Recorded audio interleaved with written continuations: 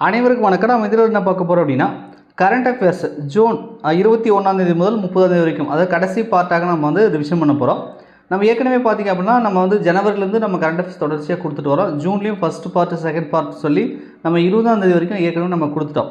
Suppose நீங்கள் அந்த video பார்க்கல அப்படின்னா, நம்ம சேனலில் பார்த்தீங்கன்னா கரண்ட் அஃபேர்ஸ் 2024 சொல்லி தனியாக ஒரு பிளேலிஸ்ட் இருக்கும். அந்த பிளேலிஸ்ட்டை செக் பண்ணி பாருங்கள்.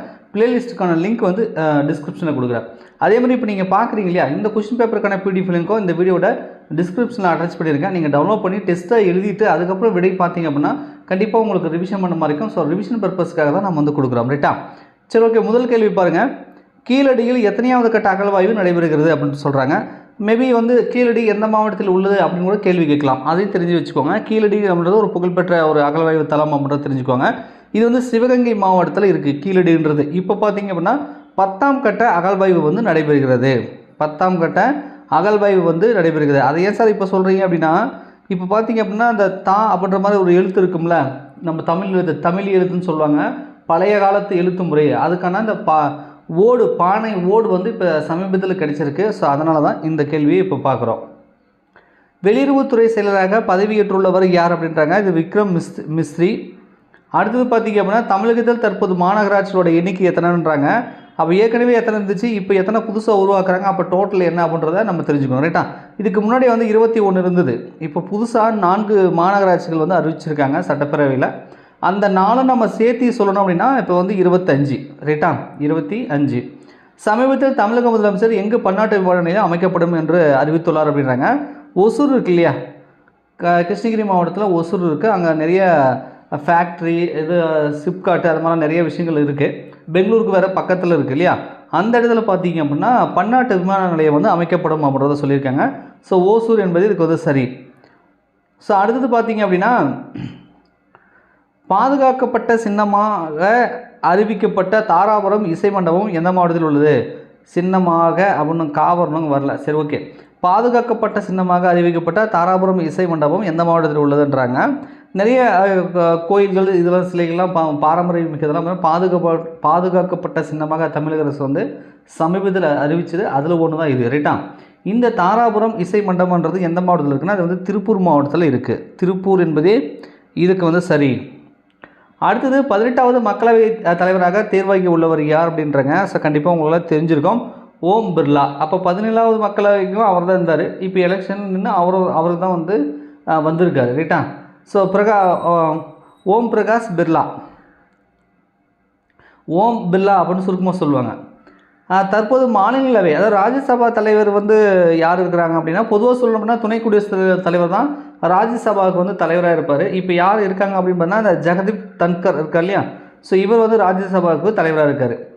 சிறு குறு நடுத்தர நிறுவனங்களோட தினம் எப்பொழுது அனுசரிக்கப்படுகிறதுன்றாங்க. இது வந்து ஜூன் 27. இந்தியாவில் யுனெஸ்கோவால் இலக்கிய நகரம், அதுவும் ஃபஸ்ட் டைம், இந்தியாவில் ஃபஸ்ட் டைம் சொல்கிறாங்க, இலக்கிய நகரம் என்று அறிவிக்கப்பட்டுள்ள நாடு வராதுப்பா, மாநிலம் அல்லது நகரம், நகரம் இலக்கிய நகரம் அறிவிக்கப்பட்டுள்ள நகரம் அப்படின்னு சொல்லி வரணும், ரைட்டா? சரி, யுனெஸ்கோவால் இலக்கிய நகரம் அப்படின்னு சொல்லி அறிவிச்சிருக்காங்க. அது எந்த நகரம் அப்படின்னா, கோழிக்கோடு இருக்கு இல்லையா, கேரளாவில். கோழிக்கோடு தான் வந்து இந்தியாவில் முதல் முறையாக யுனெஸ்கோ வந்து இலக்கிய நகரம் அப்படின்னு சொல்லி அறிவிச்சிருக்கு. ஸோ கோழிக்கோடு அப்படின்றதான் இதுக்கு வந்து சரி. மக்களவையின் எதிர்க்கட்சி தலைவராக உள்ளவர் யாருன்றாங்க. ஸோ கண்டிப்பாக உங்களுக்கு தெரியும், ராகுல் காந்தி அவர்கள் வந்து பார்த்தீங்கன்னா எதிர்க்கட்சி தலைவராக இருக்கிறார். இதுக்கு முன்னாடி எதிர்க்கட்சி தலைவர் அந்த பதவி கூட அவங்களுக்கு கிடைக்கலன்னு சொல்லுவாங்க. ஏன்னா அந்தளவுக்கு எம்பி சீட் அவங்க வின் பண்ணல. இந்த டைம் வந்து பார்த்திங்கன்னா ஒரு பலமான எதிர்க்கட்சியாக வந்து காங்கிரஸ் வந்து கூட்டணி கட்சிகளோட சேர்ந்து இருக்குது அப்படின்னு சொல்லலாம். ஸோ எதிர்க்கட்சி தலைவராக ராகுல் காந்தி இருக்கார். 3ஆம் கட்ட அகழ்வாய்வு நடக்கும் வெம்பக்கோட்டை எந்த மாவட்டத்தில் உள்ளதுன்றாங்க. தமிழகத்தில் பல்வேறு இடங்களில் வந்து பார்த்தீங்கன்னா அகழ்வாய்வு பணி வந்து நடக்குது. முதலமைச்சர் அறிவிச்சிருக்காரு. அது எந்தெந்த இடங்கள் எந்தெந்த மாவட்டத்தில் இருக்குது, எத்தனாம் கட்ட அகழ்வாய்வு நடக்குதுன்னு கொஞ்சம் அப்படி செக் பண்ணிக்குவாங்க, ரைட்டா? நான் சும்மா ஒரு சாம்பிளுக்கு 1-2 தான் கொஸ்டின் கேட்டிருக்கேன். இப்போ இந்த 3ஆம் கட்ட அகழ்வாய்வுன்ற அந்த வெம்பக்கோட்டை வந்து நடக்கக்கூடிய அகழ்வாய்வோட அந்த வெம்பக்கோட்டைன்றது எந்த மாவட்டத்தில் இருக்குது அப்படின்னு பார்த்தீங்கன்னா, அது வந்து விருதுநகர் மாவட்டத்தில் இருக்குது. விருதுநகர். யாருடைய பிறந்தநாள் செம்மொழி நாளாக ஜூன் 3 அனுசரிக்கப்படும் என தமிழ்நாடு அரசு தெரிவித்துள்ளதுன்றாங்க.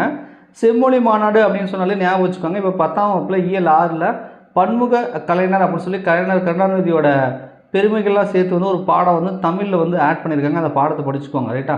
அதில் பார்த்தீங்க அப்படின்னா செம்மொழி மாநாடு வந்து இவர் தான் நடத்தினார், கோயம்புத்தூர் நடத்தினார், ஏஆர் ரஹ்மான் வந்து இசையமைச்சார், பாடல் இவர் எழுதினார் அப்படின்லாம் சொல்லி நிறைய விஷயங்கள் இலக்கியம் சார்ந்தது, இவர் புதினம், நாடகம், பாடல் அப்படி இப்படின்னு சொல்லி நிறைய விஷயங்கள் வந்து கொடுத்துருப்பாங்க.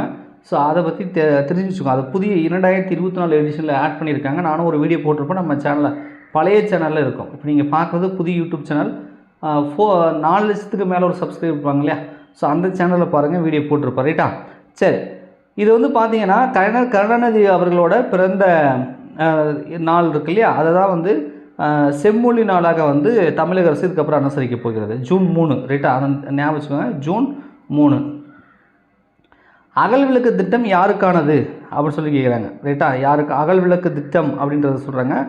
அரசு பள்ளிகள், அரசு பள்ளி மாணவிகள், அது குறிப்பாக சொன்னால் உயர்நிலைப்பள்ளி, மேல்நிலைப்பள்ளின்னு சொல்லுவோம்.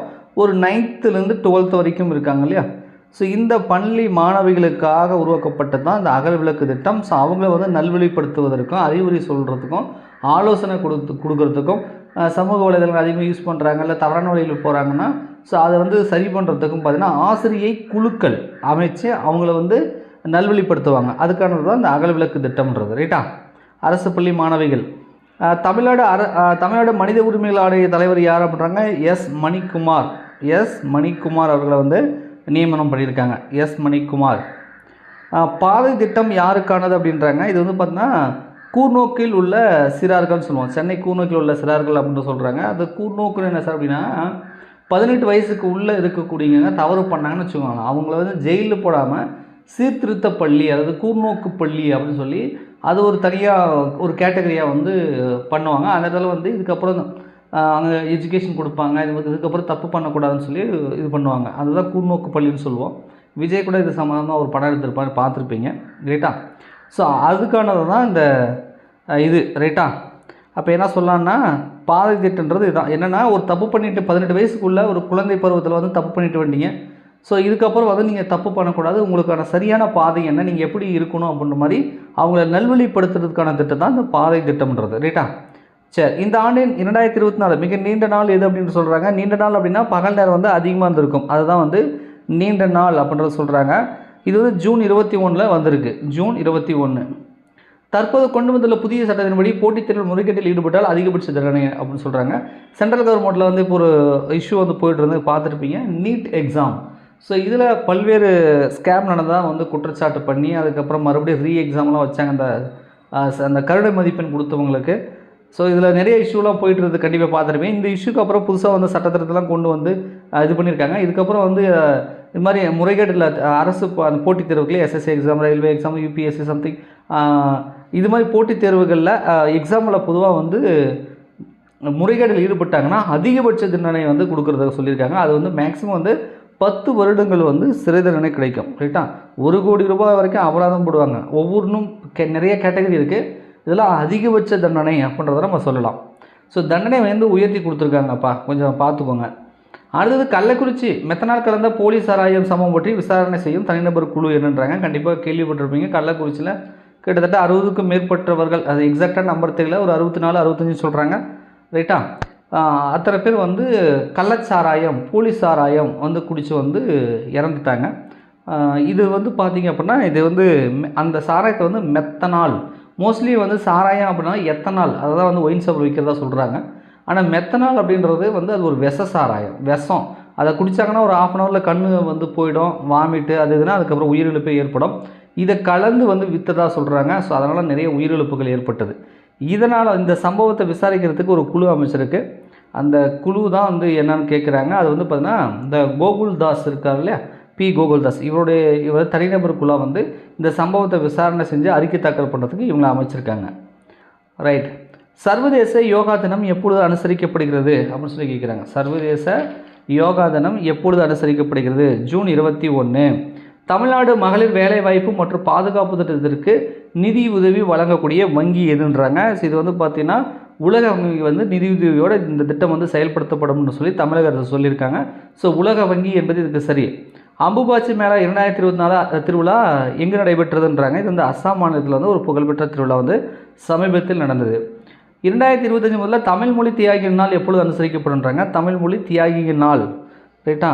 தமிழ் மொழி போர், இந்த தமிழ் மொழிக்காக போராட்டம் பண்ணி நிறைய பேர் உயிரிழந்ததாக சொல்கிறாங்க. ஸோ அந்த தியாகிகளை வந்து போற்றும் வகையில், நினைவு கூறும் வகையில் தமிழ் மொழி தியாகிகள் நாள் அப்படின்னு ஒரு தினம் வந்து அனுசரிக்க போகிறாங்க அரசு விழாவா. ரைட்டா.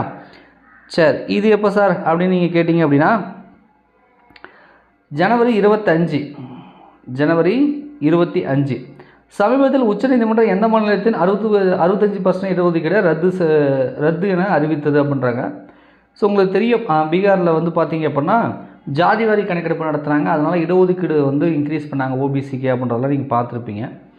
65% வந்து இடஒதுக்கீடை வந்து கொடுக்குறதா வந்து சொல்லியிருந்தாங்க. அதுக்கப்புறம் பார்த்திங்கன்னா அதை வந்து வழக்கு போட்டு அதை போட்டு அதுக்கப்புறம் பார்த்திங்கன்னா இது வந்து செல்லாது, இது வந்து உச்சநீதிமன்றம் ஏற்கனவே சொல்லியிருக்கு 50%க்கு மேலே இடஒதுக்கீடு கொடுக்கக்கூடாதுன்னு சொல்லியிருக்காங்க. ஸோ இது வந்து சட்டத்தின் முன் அந்த இது பார்த்திங்கன்னா அந்த தீர்ப்பு உச்சநீதிமன்றம் அதை சொன்னதுக்கு எதிராக இருக்குது அப்படின்னு சொல்லியும், இது ஒன்று மட்டும் இல்லை, நிறைய காரணங்கள் அந்த ஜாதிவாரி கணக்கெடுப்பு சம்மந்தம் டேட்டா சம்மந்தமாகவும் வந்து சரியில்லை அப்படின்னு சொல்லி இந்த இடஒதுக்கீடு முறையை வந்து ரத்து பண்ணியிருக்காங்க. ரைட்டா. சரி, ஓகே, நம்ம வந்து இதை கேட்பாங்க அப்படின்னு சொல்ல முடியாது. பட் தமிழகத்தில் வந்து 69% இடஒதுக்கீடு இருக்குது. 65 கொடுத்ததே வந்து பார்த்திங்க அப்படின்னா உச்சநீதிமன்றம் அதான் எதிராக இருக்குது, 50க்கு மேலே போயிடுச்சு அப்படின்னு 1008 காரணங்கள் சொல்லி ரத்து பண்ணும் பொழுது 69% இடஒதுக்கீடு நம்ம தமிழகத்தில் கொடுத்துமே ஏன் ரத்து பண்ணலை அப்படின்னு ஒரு காரணம் இருக்கு இல்லையா. ஸோ இது வந்து விவரமாக நம்ம ஜெயலலிதா அம்மையார் என்ன பண்ணிட்டாங்கன்னா, நம்ம இந்திய அரசியலமைப்பு சட்டத்தில் 9வது அட்டவணைன்னு ஒன்று இருக்குது. ரைட்டா. அந்த 9வது அட்டவணையில் போயிட்டு நம்ம இடஒதுக்கீடை போய் வச்சுட்டாங்க. அப்போ ஒரு சூதானமாக பண்ணிட்டாங்க. 9வது அட்டவணையில் வச்சுட்டாங்க அப்படின்னா உச்சநீதிமன்றம் கேள்வியே கேட்க முடியாது. அவங்களுடைய அதிகாரத்தை பயன்படுத்தி அந்த சட்டத்தை வந்து எதுவுமே பண்ண முடியாது. ஸோ அது மாதிரி விவரமாக பண்ணதுனால நம்ம வந்து தப்பிச்சிட்டோம். பட் அவங்க அது மாதிரி அந்த சட்டத்தை வந்து 9வது அட்டவணையிலே சேர்க்கல. இப்போ ரீசெண்டாக தான் கொண்டு வந்தாங்க. உடனே கோர்ட்டுக்கு போனதுனால அந்த 65% இடஒதுக்கீடு வந்து ரத்து பண்ணிவிட்டாங்க. ரைட்டா. சரி, அது பீகார்.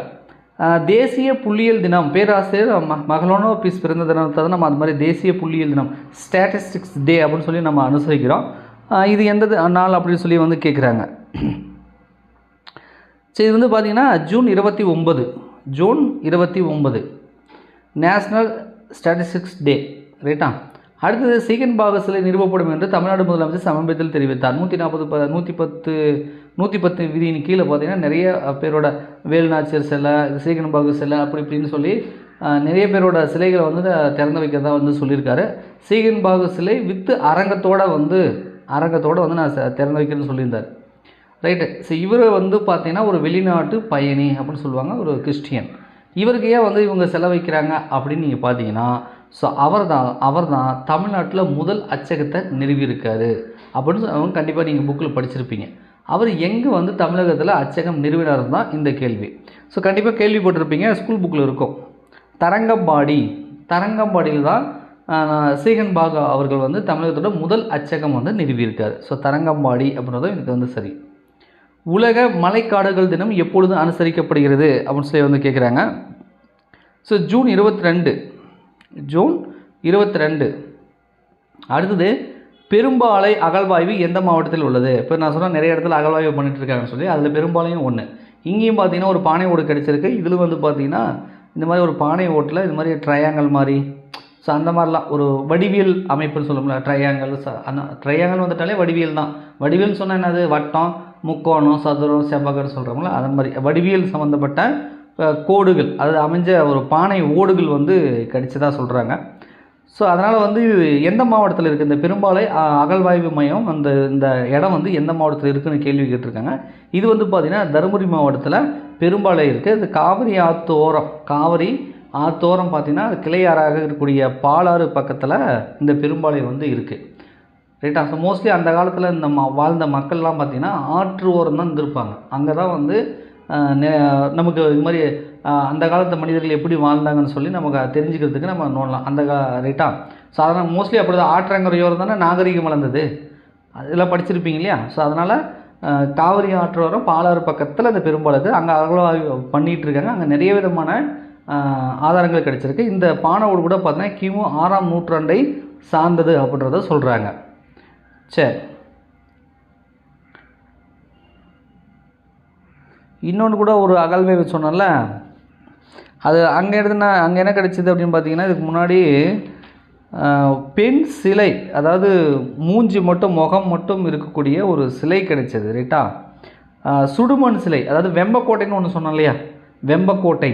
அப்போ வெம்பக்கோட்டை விருதுநகர் மாவட்டத்தில் இருக்குது, 3ஆம் கட்ட அகழ்வாய்வுன்னு சொன்னேன். ஆனால் ஏன் அந்த கொஷினை கேட்டோம் அப்படின்னா, சுடுமண் தலை இருக்கக்கூடிய ஒரு பெண் வந்து சிலை கிடைச்சது. ஸோ அதனால தான் அதை சொன்னேன். ரைட்டா? அதை நான் சொல்ல மறந்துட்டேன், ஞாபகம் வச்சுக்கோங்க. ஓகே, அடுத்தது பார்க்கலாம். சர்வதேச ஒலிம்பிக் தினம் எப்பொழுது அனுசரிக்கப்படுகிறது அப்படின்றாங்க.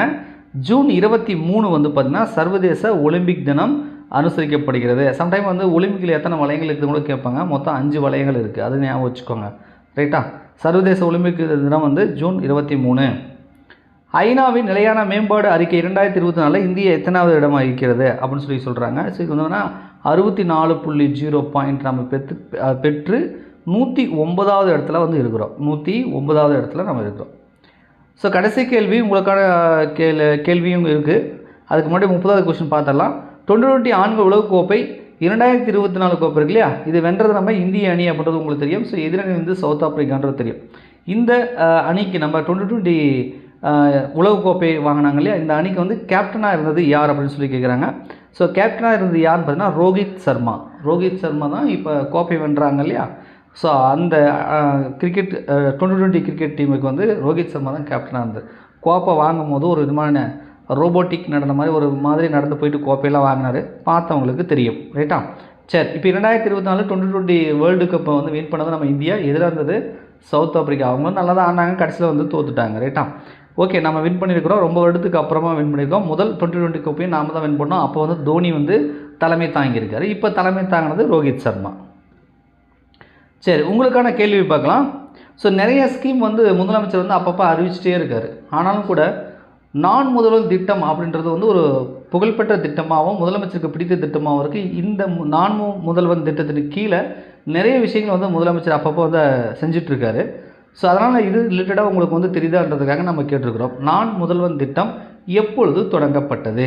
ரைட்டா? உங்களுக்கு விடை தெரிஞ்சது அப்படின்னா கமெண்ட்ஸில் கமெண்ட் பண்ணுங்கள். நான் முதல்வன் திட்டம் சம்மந்தமாக கூடுதல் தகவல் தெரிஞ்சாலும் கமெண்ட்ஸில் கமெண்ட் பண்ணுங்கள். வீடியோ பிடிச்சதை மறக்காமல் லைக் பண்ணுங்கள். தொடர்ச்சியாக கரண்ட் அஃபேர்ஸ் வந்து ரிவிஷன் பண்ணுறதுக்கு நம்ம சேனலை வந்து சப்ஸ்கிரைப் பண்ணி ஃபாலோ பண்ணிக்கோங்க. நன்றி, வணக்கம்.